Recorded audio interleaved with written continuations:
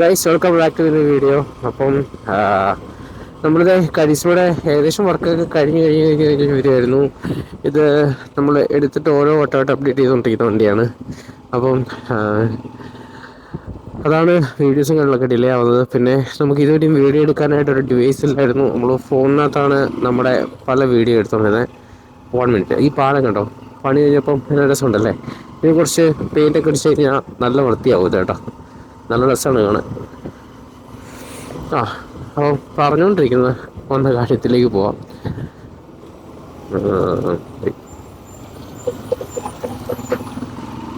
പറഞ്ഞു വന്ന കാര്യം, ഒരു വണ്ടി കൂടെ പോട്ടെ, പുല്ല് സംസാരിക്കാൻ പറ്റുന്നില്ല, ഡിസ്റ്റർബൻസ്. പുറകിൽ തന്നെ ഒരാളൊന്ന് പേടിപ്പിച്ചുകൊണ്ടിരിക്കുന്നത് കേസ്. അത് പേടിക്കേണ്ട ഒരു സാധനമാണ്, അതുകൊണ്ടാണ് ഒഴിച്ചു കൊടുക്കാം. പോട്ടെ. വേറെ ആരെ പേടിച്ചില്ലെങ്കിലും റോഡിൽ ഇതാണ്ട് ഇവന്മാരെ പേടിക്കണം. എഞ്ചിൻ പിടിച്ച് നിന്നിട്ടൊന്നും കാര്യമില്ല, വന്ന് തട്ടിയിട്ട് പോവും. ആന കുത്താൻ പറ്റുമ്പം അങ്ങനെ അങ്ങോട്ട് ഡയലോഗില്ലേ, ആ സംഭവമാണിത്. അതിൻ്റെ മുമ്പിൽ എഞ്ചിൻ പിടിച്ച് നിന്നിട്ട് കാര്യമില്ല, അത് വന്ന് കുത്തിയേച്ചും പോകും. So be careful for that. കാട്ടിലാനയും നാട്ടിലാനയും പേടിക്കണം. അപ്പം പറയുന്നത് നമ്മുടെ കരിസ്മയുടെ കാര്യമാണ്.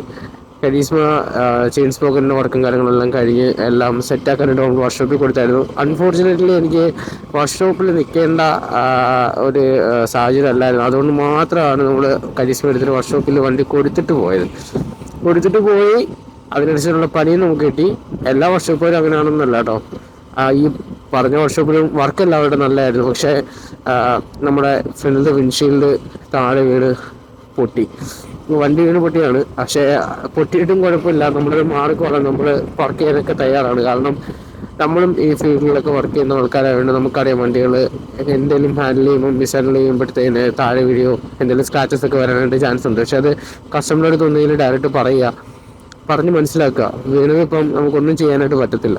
പക്ഷേ ഇവർ ചെയ്ത പരിപാടി എന്താണെന്ന് വെച്ചാൽ, വണ്ടി ഞാൻ റിസീവ് ചെയ്യാനായിട്ട് പോയ ടൈമിൽ ഇങ്ങനൊരു സാധനം വണ്ടി കൊണ്ടുവന്നപ്പോഴേ ഉണ്ട് എന്ന് പറഞ്ഞിട്ട് നമ്മളെയാണല്ലോ ഈ കുറ്റക്കാരനാക്കി, നമ്മളെ കയ്യിൽ നിന്ന് പറ്റിയ ഫോൾട്ടാണെന്ന്.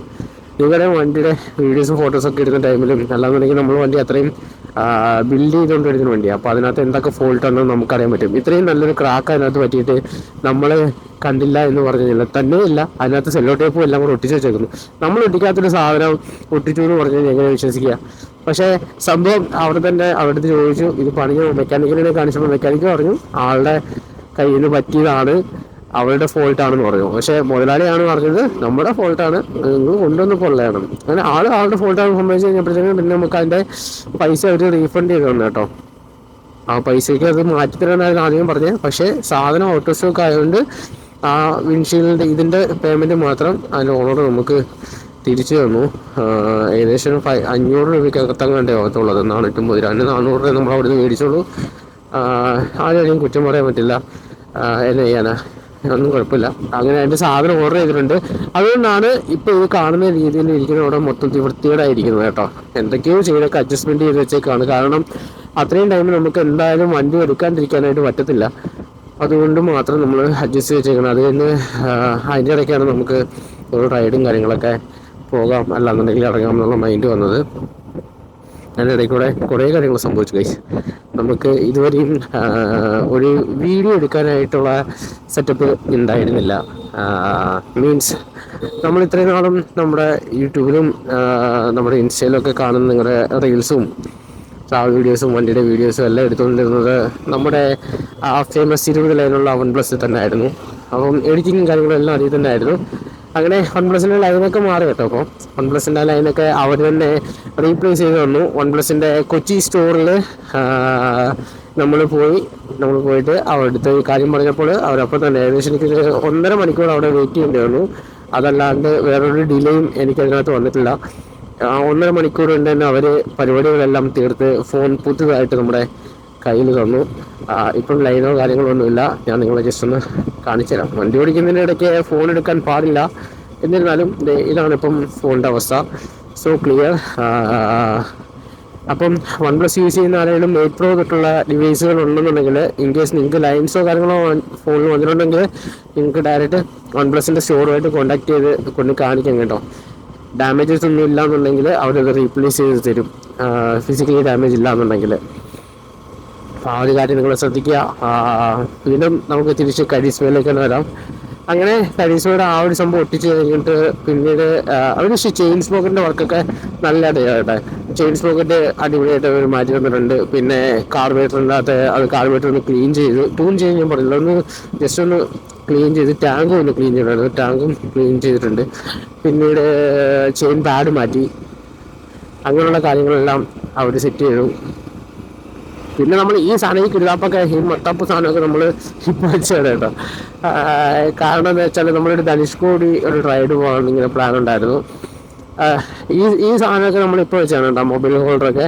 കാരണം നമ്മൾ റൈഡ് പോകാനായിട്ടൊരു പ്ലാൻ ഉണ്ടായിരുന്നു. അപ്പം നമ്മൾ നോർമലി മൊബൈൽ ഹാൻഡിൽ ചെയ്തുകൊണ്ടിരുന്നത് മടിയിൽ വെച്ചിട്ട് അല്ലെങ്കിൽ പോക്കറ്റിൽ വെച്ചിട്ട് ഹെഡ്സെറ്റ് ഉപയോഗിച്ചിട്ടൊക്കെ ആയിരുന്നു. അപ്പം ഇൻ കേസ് ചില സിറ്റുവേഷൻസിൽ എനിക്കൊരു ഗൂഗിൾ മാപ്പ് നോക്കി ഓടിക്കേണ്ട ഒരു സാഹചര്യം വരുന്ന ടൈമുണ്ടായിരുന്നു. അപ്പോൾ ആ ടൈമിൽ ഞാൻ കയ്യിൽ പിടിക്കുകയാണ് ചെയ്യുന്നത്. അപ്പോൾ അല്ലെങ്കിൽ ടാങ്കിൻ്റെ മണ്ടയിൽ ഇങ്ങനെ ഹോൾഡ് ചെയ്യും.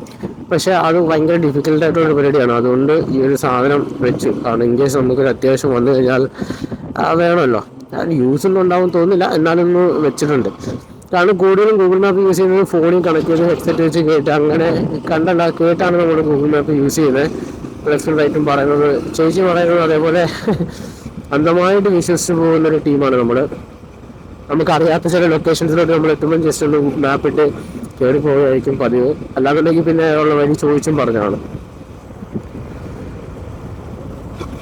ഈ പാതിരാത്രിയിലുള്ള റൈഡ്സൊക്കെ നമുക്ക് ചോദിച്ചും പറഞ്ഞും പോകാൻ പറ്റില്ല, കാരണം ആൾക്കാരും കാണില്ല. അതുകൊണ്ട് നമ്മൾ ചേച്ചിയുടെ സഹായമാണ് നമ്മളെ തേടുന്നത്, ഗൂഗിൾ ചേച്ചിയുടെ. കാരണം പലരും ചോദിച്ചിട്ടുണ്ട് നമ്മുടെ അടുത്ത് ഇൻസ്റ്റയിൽ വീഡിയോ ഇട്ടിട്ടാണ് കേട്ടോ. യൂട്യൂബിലെ വീഡിയോ നമ്മുടെ അത്ര പോപ്പുലർ അല്ല. ഇൻസ്റ്റയിൽ വീഡിയോസ് ഒരു 10,000 പേരെങ്കിലും നമ്മളെ കാണുന്നുണ്ട്. ആ 1000 പേരിൽ ഒരു 10 പേരെങ്കിലും നമ്മൾ ചോദിച്ചിട്ടുണ്ട് എന്തുകൊണ്ടാണ് ഈ നൈറ്റ് റൈഡ്സ് കൂടുതലും ബ്രോ ഫുൾ ഇരുട്ടാണല്ലോ എന്ന്. അതെല്ലാം നമ്മൾ ഫോണിലാണ് ഷൂട്ട് ചെയ്തുകൊണ്ടിരുന്നത്. അപ്പം റൈഡുകൾ കൂടുതലും രാത്രിയിൽ വൺ സൈഡ് അടിക്കാനുള്ള കാരണം ജോലി ചെയ്തുകൊണ്ട് മാത്രമാണ്. ജോലി ചെയ്തിട്ട് പിറ്റേ ദിവസം ഒരു ദിവസം ലീവായിരിക്കും നമുക്ക് കിട്ടുന്നത്. അപ്പം ആ ഒരു ലീവിൽ നമുക്ക് എത്തിപ്പെടാനായിട്ട് രാവിലെ ഇറങ്ങിക്കഴിഞ്ഞാൽ പിന്നെ നമുക്ക് സമയം കിട്ടില്ല. അതുകൊണ്ടാണ് എനിക്ക് അതുമായിട്ട് കുറച്ച് യൂസ് ടു ആയതുകൊണ്ടാണ് നമ്മൾ കൂടുതലും നൈറ്റ് റൈഡ്സ് തിരഞ്ഞെടുക്കുന്നത്. നൈറ്റിൽ ഒറ്റ സ്ട്രെച്ച് ചെയ്ത് കഴിഞ്ഞാൽ നമുക്ക് ഡെസ്റ്റിനേഷനിലെത്താം. അവിടുന്ന് പിന്നെ റൂം പിക്കപ്പ് ചെയ്യുക, അല്ലാന്നുണ്ടെങ്കിൽ എങ്ങനെയാണെന്ന് വെച്ചാൽ സ്റ്റേ എടുത്തിട്ട് പകൽ നമുക്ക് അവിടെ എല്ലാം കറങ്ങി വൈകുന്നേരം വീണ്ടും റിട്ടേൺ. അതായിരിക്കും നമ്മുടെ വൺ ഡേ ട്രിപ്സിൻ്റെ എല്ലാം പ്ലാൻ. അത് നമുക്ക് കുറച്ചും കൂടെ ഡിസ്റ്റൻസ് നമുക്ക് കവർ ചെയ്യാൻ പറ്റും. ഇതുണ്ടോ, ഇത് വാരത്തോപ്പിലെ തടിടിപ്പയാണ്. നൈസാണ് കാണാനായിട്ട്. ഇവിടുത്തെ ഒരു പാർക്ക് പോലൊരു സാധനമുണ്ട് കേട്ടോ. So nice. ഇതിനകത്ത് കയറിയിരുന്ന് ഫോട്ടോസൊക്കെ എടുക്കാനായിട്ട് നല്ലതാണ്. കല്യാണ ആൾക്കാർക്ക് വെഡിങ് ഷൂട്ട്സ് അല്ലെങ്കിൽ അങ്ങനെയുള്ള പോർട്രേറ്റ് ഷോട്ട്സൊക്കെ എടുക്കുന്നവർക്ക് നല്ല ഗ്രീനറിയാണ് അവിടെ. എന്തായാലും നിങ്ങൾ വന്ന് ഈ സൈഡിലോട്ടൊക്കെ വരാണെന്നുണ്ടെങ്കിൽ നിങ്ങളൊന്ന് കയറി വിസിറ്റ് ചെയ്യാം കേട്ടോ. കുറച്ച് ഗ്രീനറി പച്ചപ്പൊക്കെ ആഗ്രഹിക്കുന്നവർക്ക് പറ്റിയ സ്ഥലമായിരിക്കും അത്. പറഞ്ഞത് നമ്മൾ കൂടുതൽ റൈഡ്സ് പോകുമ്പം നമ്മൾ ഈ കൊല്ലത്തിൻ്റെ ഇങ്ങനെ സൈഡ് ആയതുകൊണ്ടേ നമുക്ക് എറണാകുളം അല്ലെങ്കിൽ മൂന്നാർ അങ്ങോട്ടൊക്കെ എത്തിപ്പെടാനായിട്ട് കുറച്ച് ഡിസ്റ്റൻസ് നല്ലപോലെ കവർ ചെയ്യേണ്ടി വരും. നമുക്ക് ഒരു ദിവസം ട്രിപ്പാണെന്നുണ്ടെങ്കിൽ ആ ഒരു 150 കിലോമീറ്റർ 6 മണിക്കൂർ 7 മണിക്കൂറൊക്കെ നമുക്ക് കവർ ചെയ്യണമെന്നുണ്ടെങ്കിൽ ഏർലി മോർണിംഗ് അല്ലാന്നുണ്ടെങ്കിൽ മിഡ് നൈറ്റ് ഒക്കെ ഇറങ്ങേണ്ട അവസ്ഥ വരുന്നുണ്ട്. നമുക്ക് തമിഴ്നാട് കയറാനായിട്ട് കുഴപ്പമില്ല. തമിഴ്നാട് ഇവിടുന്ന് ഏകദേശം ഒരു 50 കിലോമീറ്റർ അടുപ്പിച്ച് തമിഴ്നാട് വരുന്നുള്ളൂ. അത് നമ്മൾ തെമ്പല വഴി കയറാനായിട്ട് എളുപ്പമാണ്. അതുകൊണ്ടാണ് നമ്മളെ റൈഡ്സ് എല്ലാം നേരത്തെ കൂട്ടി ഇറങ്ങുന്നത്. പിന്നെ വേറൊരു കാര്യം വെച്ചാൽ ആ ടൈമിൽ ഇറങ്ങി കഴിഞ്ഞാൽ തിരക്കില്ല, നമുക്ക് അത്യാവശ്യം ക്രൂസ് ചെയ്ത് പോകാനായിട്ട് പറ്റും. അതൊക്കെയാണ് പരിപാടികൾ. ഇനി വരും ദിവസങ്ങളിലുള്ള നിങ്ങളുടെ റൈഡ്സും കാര്യങ്ങളൊക്കെ നമുക്ക് അപ്ഡേറ്റ് ചെയ്യാം.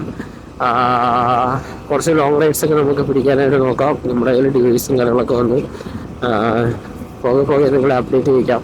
പുതിയ കുറച്ച് വണ്ടികളൊക്കെ വന്നു തുടങ്ങിയിട്ടുണ്ട്. ആ വണ്ടികളെ എല്ലാം ഓടിക്കണമെന്ന് ആഗ്രഹമുണ്ട്. അപ്പം കിട്ടുന്ന വെച്ചിട്ട് വണ്ടികളെല്ലാം ഓടിച്ച് അതിൻ്റെ ടൂറിംഗ് റിവ്യൂ കാര്യങ്ങളൊക്കെ നമുക്ക് ഷെയർ ചെയ്യാം. അപ്പം നിങ്ങളുടെ എല്ലാവരുടെയും സപ്പോർട്ട് നമുക്ക് പോകെ വേണം. എങ്കിലും മാത്രമേ നമുക്ക് നമ്മുടെ ഡ്രീം ഫില്ലപ്പ് ചെയ്യാൻ പറ്റത്തുള്ളൂ. നിങ്ങളുടെ ഡ്രീമും എല്ലാം നടക്കട്ടെ. പരിപാടികളെല്ലാം ഉഷാറായി വരട്ടെ. കരീസ്മ ഇപ്പോൾ എടുക്കാൻ പോകുന്നിടത്ത് വീണ്ടും ഒന്നേ പറയാനുള്ളൂ, നേരത്തെ പറഞ്ഞ കാര്യങ്ങൾ തന്നെ. കരീസ്മ ഇപ്പം ഓൾറെഡി കയ്യിലുള്ളവർ പണിയണോ അതല്ലാന്നുണ്ടെങ്കിൽ വിൽക്കണോ എന്ന് ചോദിക്കുന്നവരടുത്ത് എന്തായാലും വിൽക്കുന്ന മൈൻഡ് ആർക്കും കാണൂല, അതെന്തായാലും ഷുവറാണ്.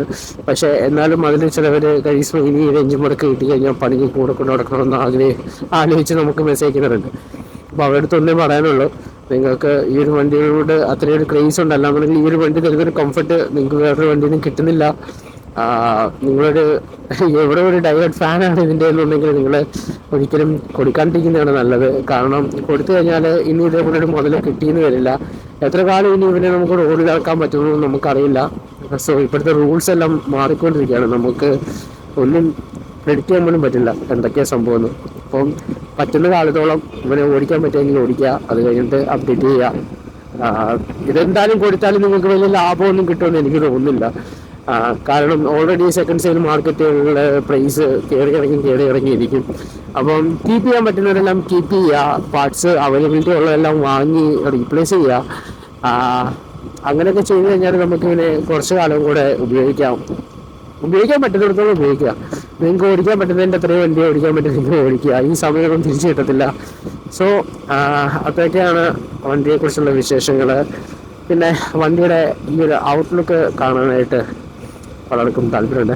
പിന്നെ വണ്ടിയുടെ ലുക്ക് എങ്ങനെയുണ്ടെന്ന് കാണാനായിട്ട് പലർക്കും ഒരു താല്പര്യം ഉണ്ടാവും. പലരും വീഡിയോ എടുക്കുന്ന ടൈമിലും ഈ ഒരു കോലം മാത്രമേ കണ്ടിട്ടുള്ളായിരിക്കും, അല്ലാന്നുണ്ടെങ്കിൽ രാത്രിയിലായിരിക്കും നമ്മൾ വീഡിയോ ഒക്കെ എടുക്കുന്നത്. അപ്പം അതുകൊണ്ട് നമുക്ക് വണ്ടിയുടെ സൈഡിലോട്ട് ഒതുക്കിയിട്ട് വണ്ടിയുടെ ഇപ്പോഴത്തെ കോലം ഒന്ന് കാണിച്ചു തരാം കേട്ടോ. വർക്കാവുണ്ടോ? ഉണ്ട്. വണ്ടിയുടെ ഇപ്പോഴത്തെ കോലം ഒന്ന് കാണിച്ചു തരാം, എങ്ങനെയാണ് ഇപ്പോൾ വണ്ടി ഇരിക്കുന്നത് എന്നൊക്കെ കാണിച്ചു തരാം കേട്ടോ. കുറച്ചും കൂടെ വർക്കൊക്കെ ബാക്കിയുണ്ട്. നമുക്കിനി എല്ലാം പൈസ കിട്ടുന്നതനുസരിച്ചിട്ട് ചെയ്യാം. നമ്മുടെ ജോലി അതിൽ നിന്നെല്ലാം നമുക്ക് ഫണ്ടിനെ കളക്ട് ചെയ്ത് വേണം നമുക്ക് എല്ലാ പരിപാടികളും ചെയ്യാൻ. അപ്പം പുതിയ അപ്ഡേറ്റ് ചെയ്യാം, അതല്ലേ സുഖം. നമ്മളിങ്ങനെ ഓരോന്നോരോന്ന് ചെയ്യുമ്പം അതിനൊരു സുഖം ഉണ്ടാവും. അങ്ങനെ പണിഞ്ഞ് വണ്ടിയുടെ രൂപം മാറി വരുന്നത് കാണാൻ നല്ല രസമാണ്. നമുക്ക് ഇവിടെ കാണാൻ വണ്ടി നിർത്താൻ കേട്ടോ. വണ്ടി നിർത്താനൊരു പോയിന്റ് നോക്കിയാണ് അങ്ങ് ഇറങ്ങിപ്പോയത്. എനിക്കാണെങ്കിൽ ആൾക്കാരൊക്കെ ഉള്ളടത്ത് വണ്ടി നിർത്താൻ ഭയങ്കര ചടപ്പാണ്. അതെന്താണെന്ന് അറിയില്ല ഗൈസ്, അതങ്ങനെയാണ് guys. I think we have to stop here. Once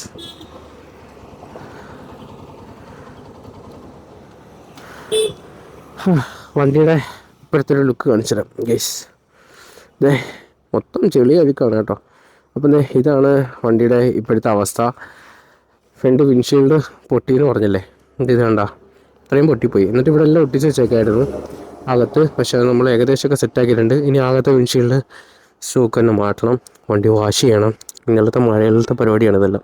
crash card ഇതേണ്ടേ.